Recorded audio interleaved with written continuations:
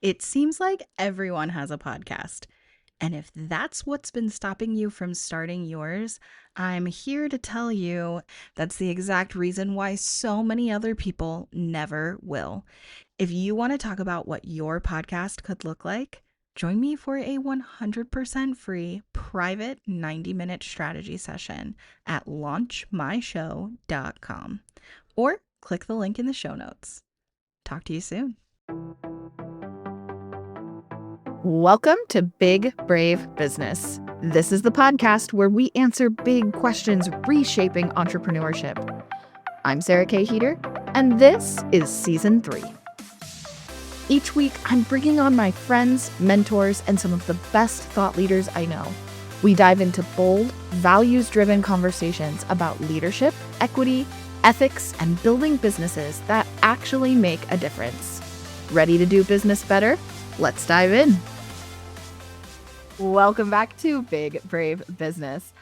This should be interesting today because we're talking about Storybrand, and I just posted right before hitting record, which if I would have thought of it sooner, I would have posted this yesterday, so I had time to read responses, but just posted a question to Threads.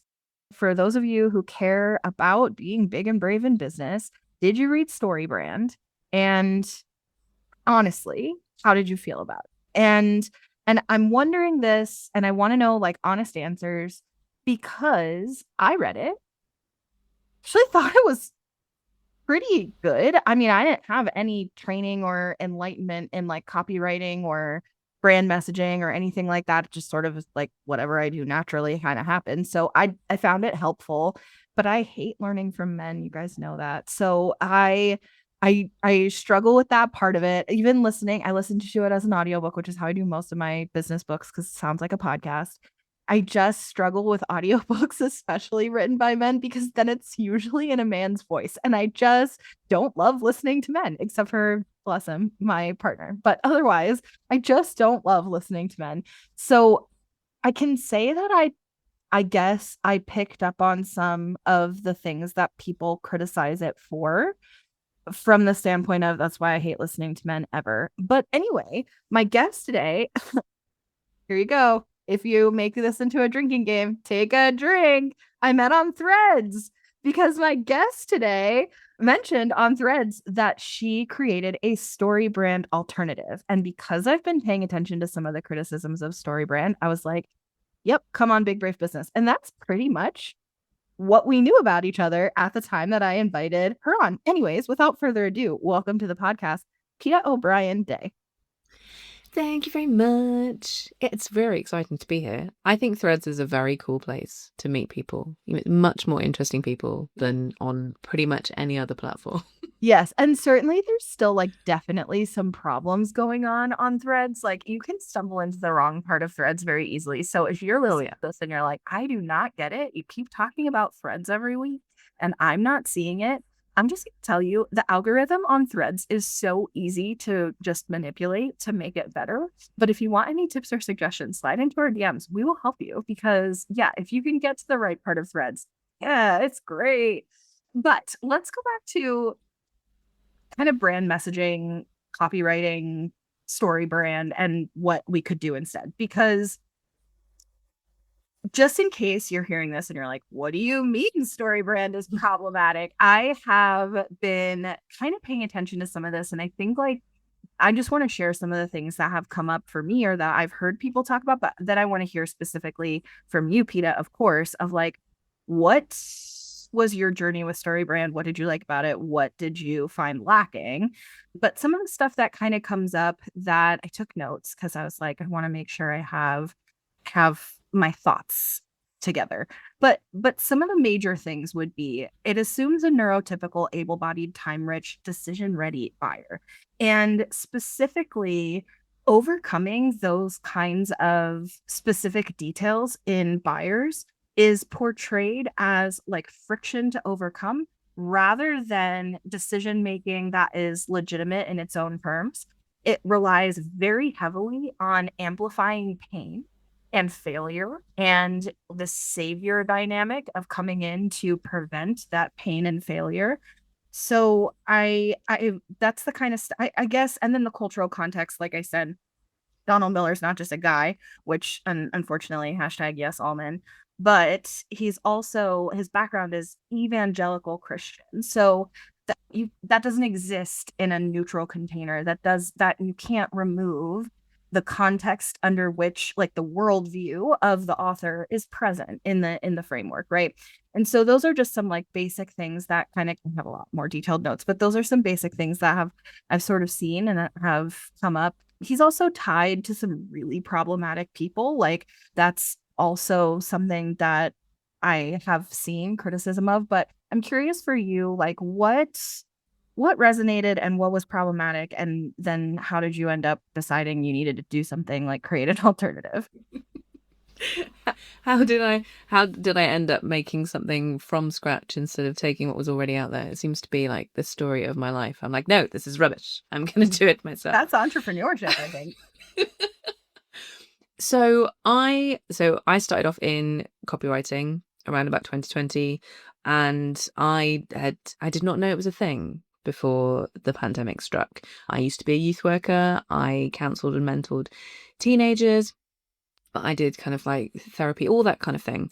And then when I discovered the wonderful and weird world of online business during the pandemic, I took on all the training that I could possibly find online. Like, I have undiagnosed ADHD, so I'm like, no, this is my new hyperfocus. I will learn all the things and do all the courses. And Storybrand was one of these things that kept like ending up in my field of vision.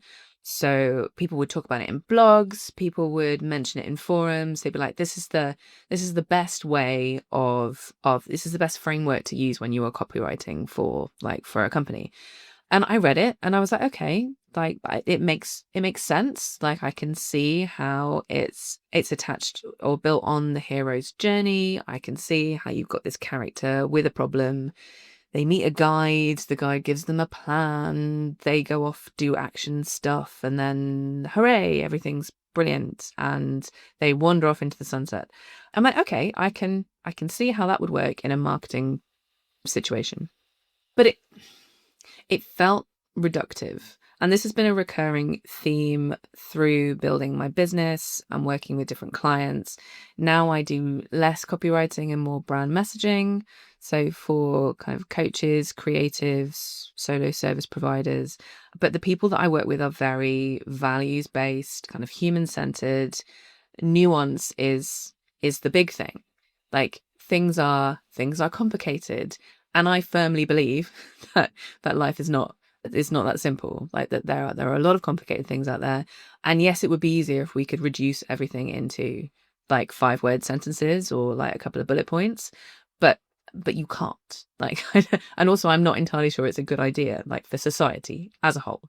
I think it's why we've ended up in a lot of the problems that we have right now.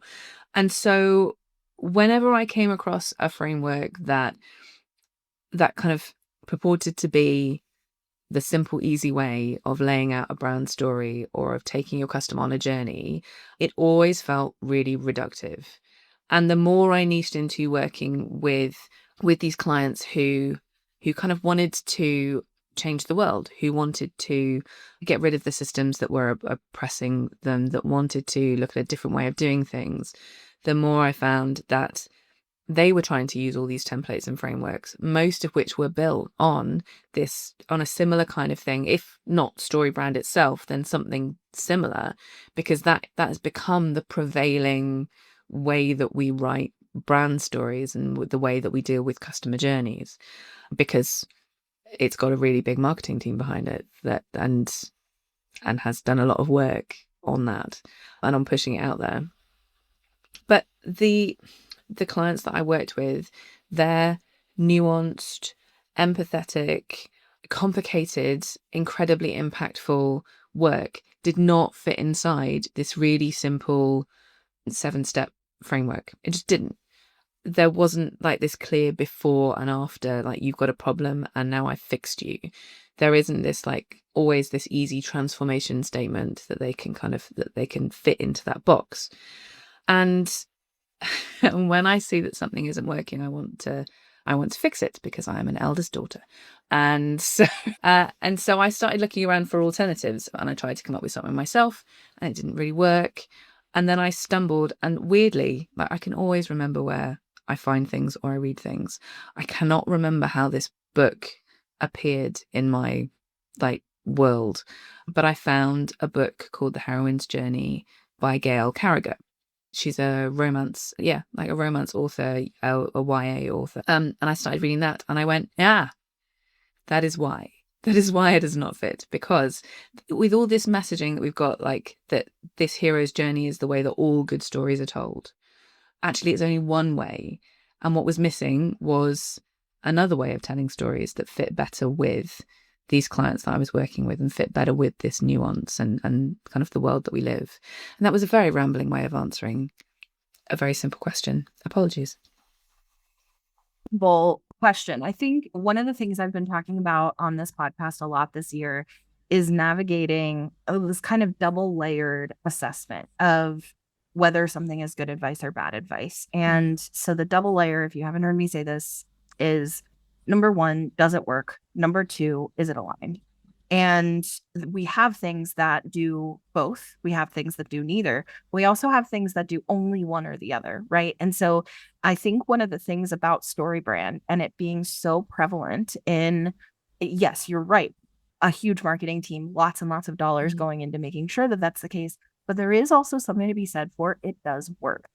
Yeah. Selling to people's pain, amplifying their pain, and capitalizing on the fear of pain and failure, capitalizing on capitalism. It's actually like a really sinister layered piece of capitalism, in my opinion, is in what I've witnessed is that we create we, not you and me, but we as in not you and me, but society has created these systems and structures that specifically cause pain and suffering for the masses so that they can sell a quote unquote solution to the pain and the suffering.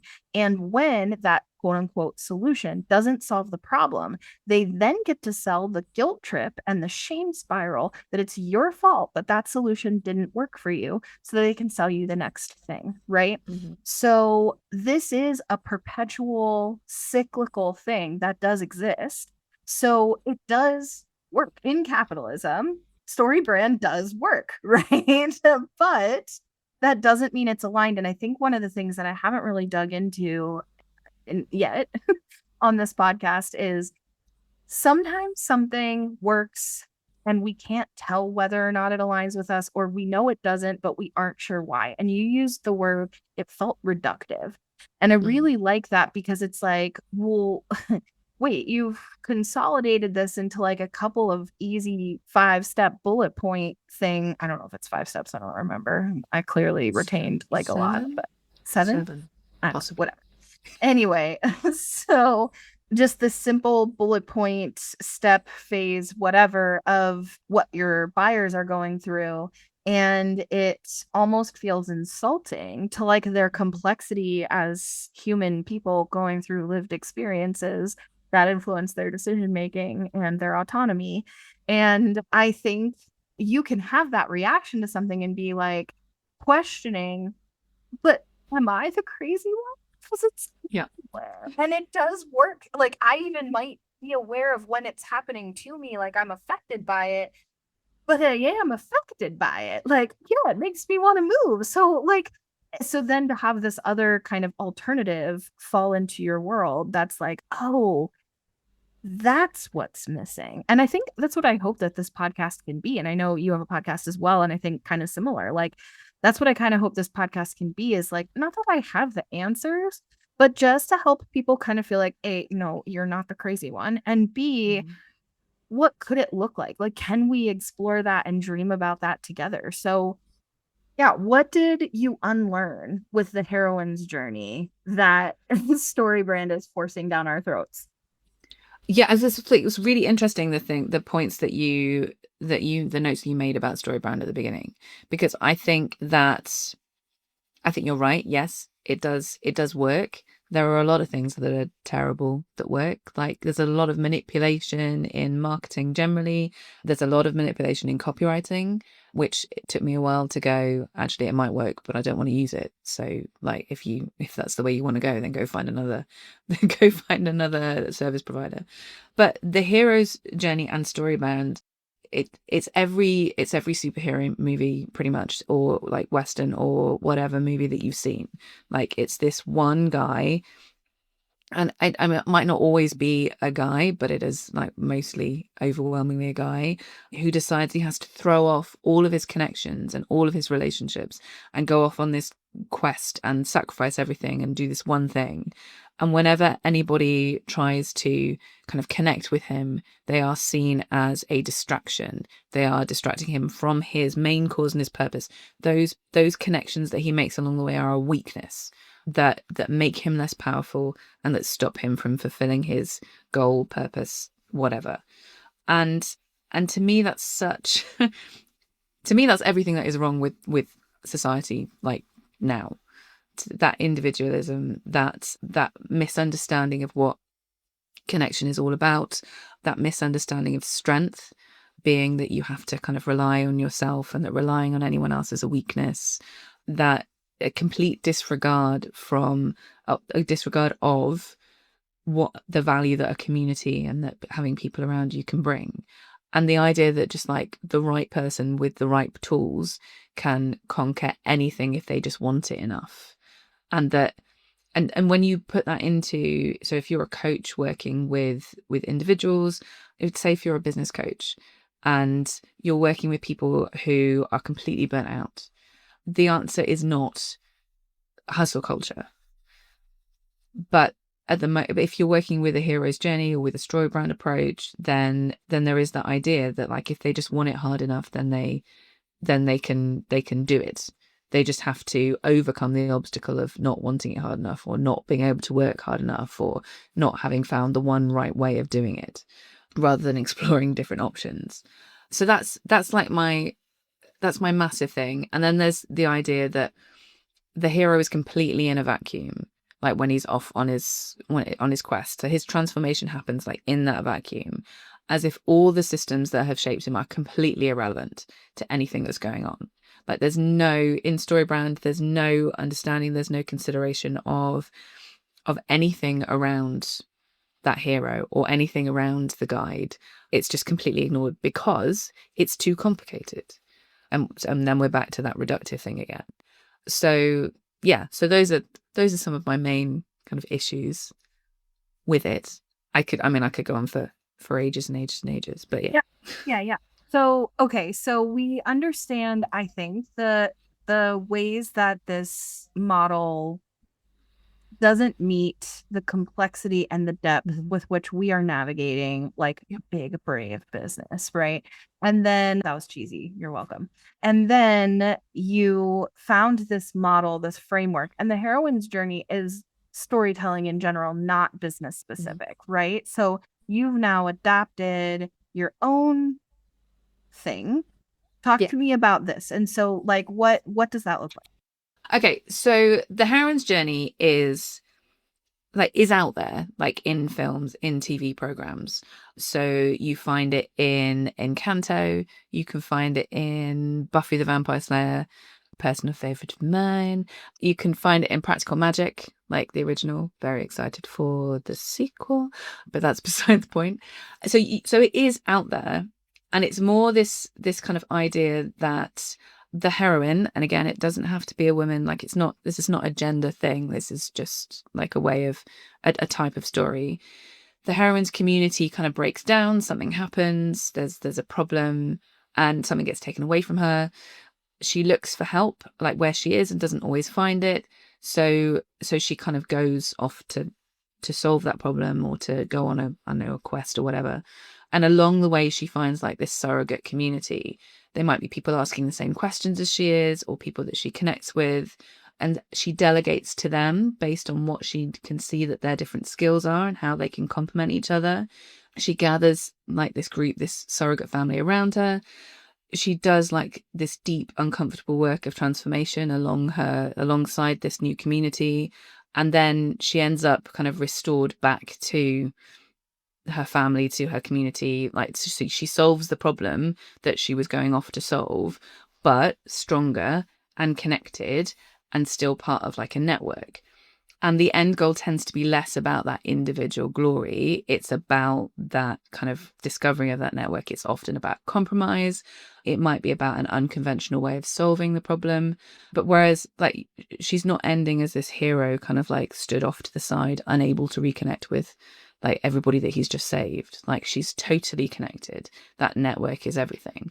And asking for help is kind of is part of that strategy. It's not a weakness. So the idea is that she gets stronger with like every person that she gathers to her. And that was hugely compelling to me on so many levels. But the heroine's journey itself has like about 11 different beats and kind of different cycles and talks about descent and underworld and all that kind of stuff. And whereas I don't want to be reductive, like I do understand that people who run businesses are really busy and often find a lot of stuff to do with marketing, if it's outside of the reason why they started their business, to be quite overwhelming. And I also wanted to tie in this idea that we could build businesses that were regenerative rather than almost like trying to I was going to say colonialist, it's probably the wrong word, but like we're not capturing bits of a market. We're building a business to bring good to those around us and to us. So I've turned into the regenerative story framework.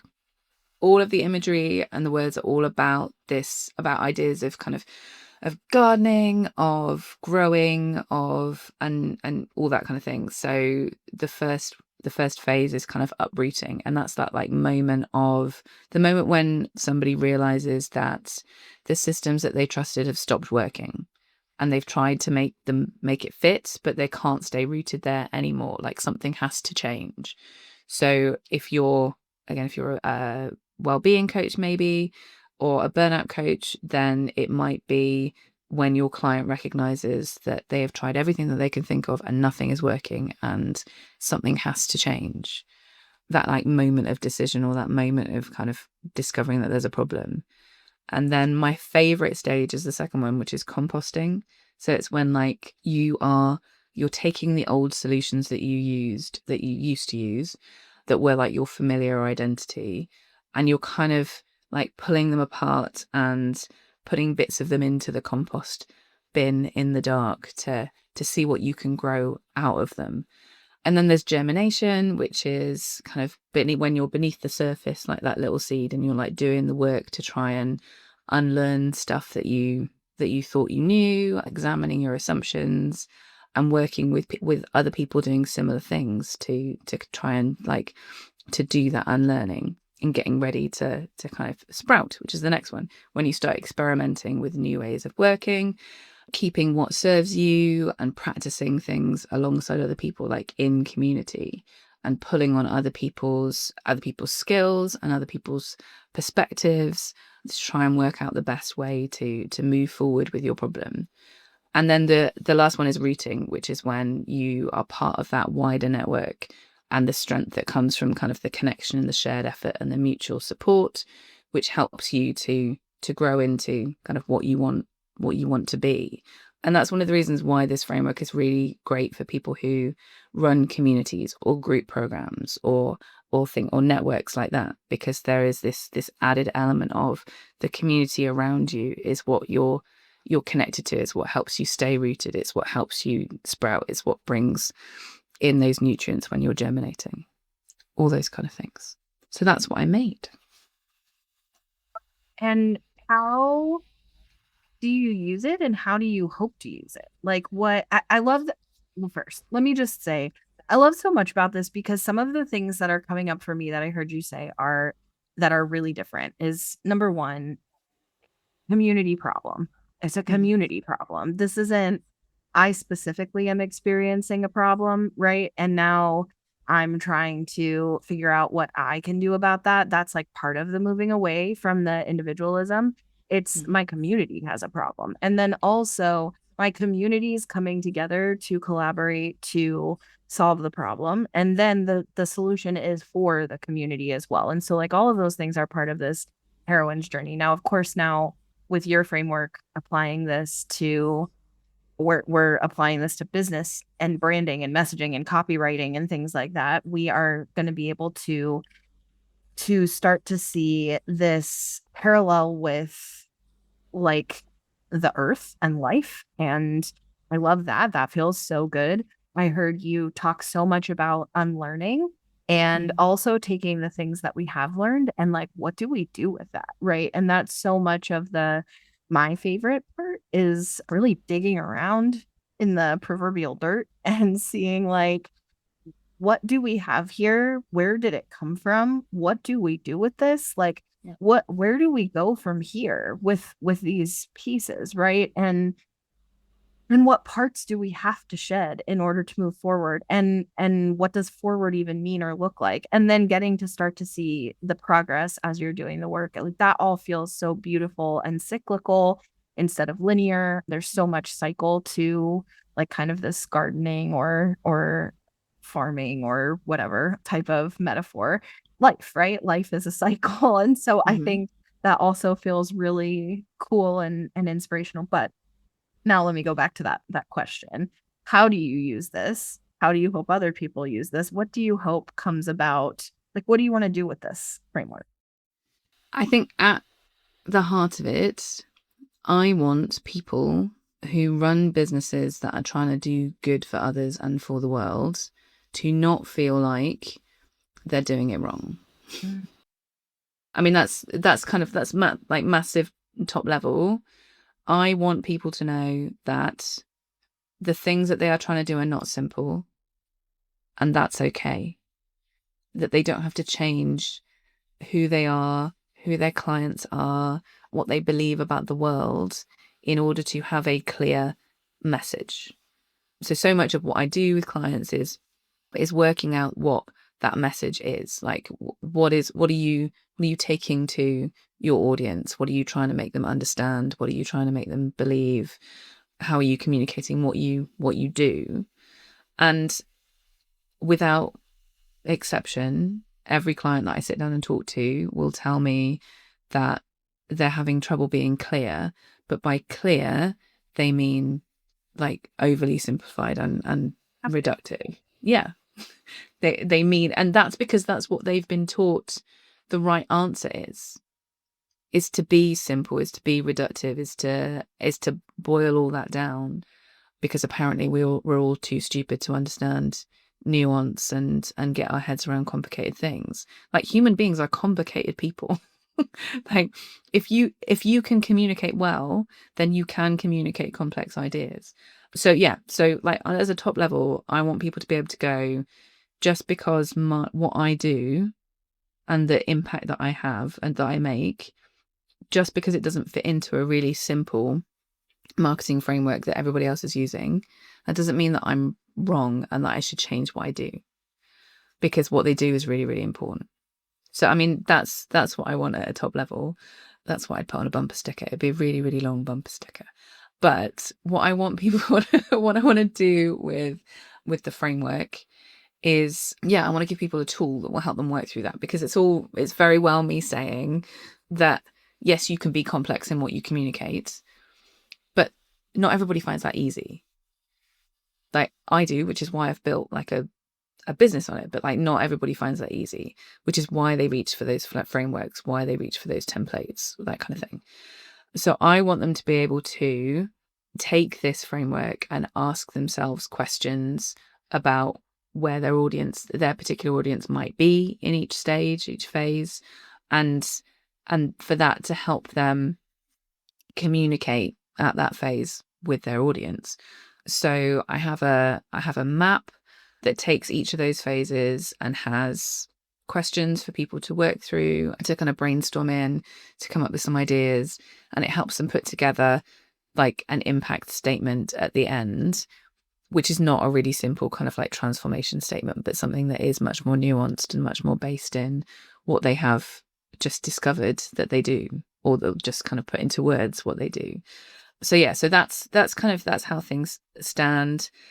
Like going forward, I want to talk about it more, and maybe like when my 6-year-old starts like leaving me alone for longer than 5 minutes, I might have time to write a book. But right now, that's not really going to work. So we get right into the synthesis. So, okay, just to be really transparent, especially for people who aren't as familiar with Storybrand anyway, like they get the point from what we've said, but they haven't read it or they aren't necessarily familiar with Donald Miller. So, the premise of how Donald Miller uses the hero's journey is that the hero is the customer and you are the guide or the sage or the mentor who comes in to help the customer be the hero through their own hero's journey. And so there's some savior complex type energy in that and whatnot. But what I'm interested in is how this transfers over because it gets a little like messy and meta of okay, so I'm definitely relating to the heroine's journey and the framework you've built. So the framework you've built have a name. But at the moment, it's called the Regenerative Story Framework. Okay. It's a bit of a mouthful, so it might end up being called something else. But for now, that's but what it's called. regenerative story framework. So Yeah, see? I can certainly see how my work shows up or could show up, what I'm doing, what I'm excavating, what I'm exploring, what I'm trying to disassemble and unlearn and grow, and the community aspect of it. Like I can see that. But then also, kind of, if we're making it a story brand alternative, it's actually like that's where your client is, right? Your client is doing the regenerative part of the story, and you're supporting clients in their own regenerative story. And what's really, really trippy is like, okay, so my core business is pretty B2B. Like, I help people with building podcasts as business assets, right? So not only is my client then the one doing the regenerative story, but their clients or customers are in their own regenerative story, which is part of like going away from the individualism, right? Like we're all collectively going through this, right? Together. And where we are in the cycle of regeneration it might not be the same. Like we're all on our own, I don't want to say our own journey because that sounds individualistic, but we're all like in a different part of the cycle on a different moment. So anyway, yeah, it's complex. It's messy. Like, what do we do with that? Yeah, no, that's fair. I think it's really interesting what you said about us all being on our own journey. I think the hero's journey that we are also steeped in because it is in superhero films and TV shows and all that kind of thing. It's like when you're a teenager and you basically feel a little bit like, and maybe this is just me, like when you felt like you were the only person who was real and everybody else was kind of like just part of your story. I think a lot of teenagers, so because I spent a lot of time working with teenagers, a lot of teenagers go through that stage where they're like Main character energy. yeah, definitely, yeah, which is a perfectly reasonable and developmentally appropriate kind of psychological stage for them to go through, but it's not true.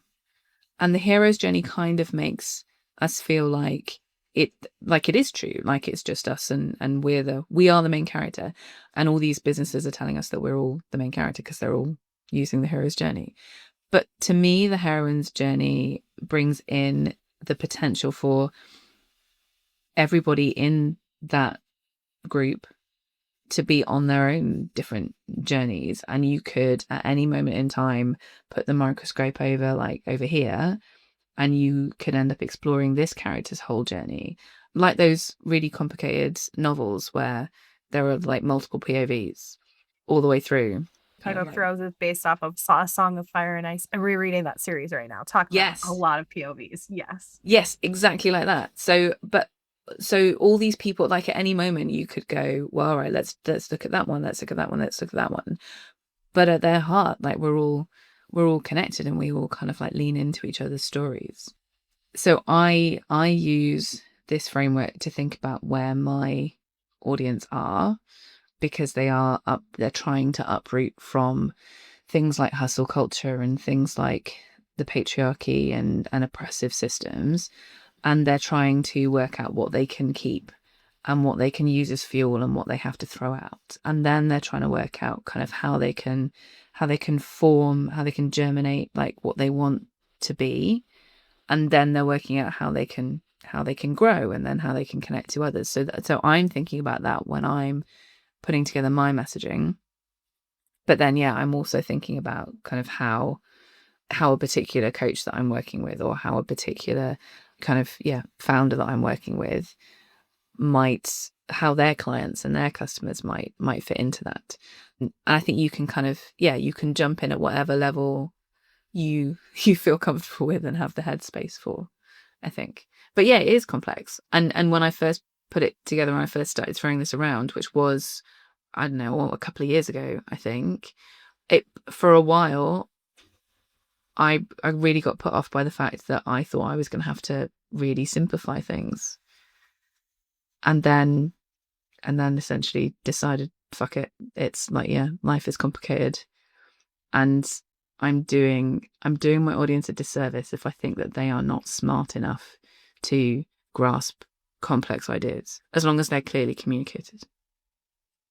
Yeah. So that's interesting. And I feel like that we could have a whole other podcast conversation just about clarity versus simplicity. Like what is the difference in clear versus simple? In fact, I'm kind of itching to have that conversation. Maybe you have to come back and we have to talk about that. Okay. Because I do feel like that's very usable. And I think that is something that in thinking about our messaging and our marketing and our sales copy and our social media and our websites and our emails, and like those words get thrown around as synonyms. And it's, so okay, I can walk away from this conversation at least with an understanding of that. But I'd like to help.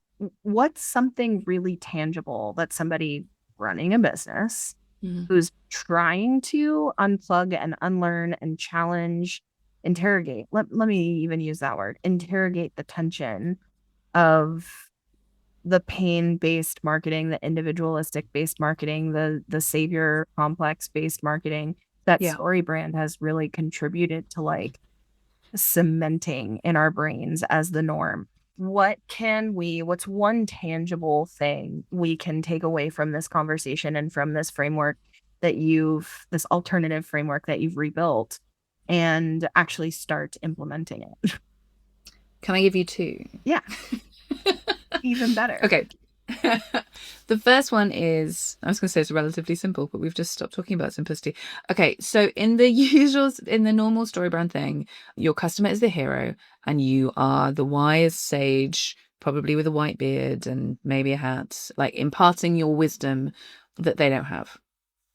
Okay, that's quite a lot of pressure for a start. If you are a business owner, you always have to be the person who knows more and can communicate more, and there's also there's quite a hierarchical like power dynamic there, which is not necessarily what you want to have with your audience.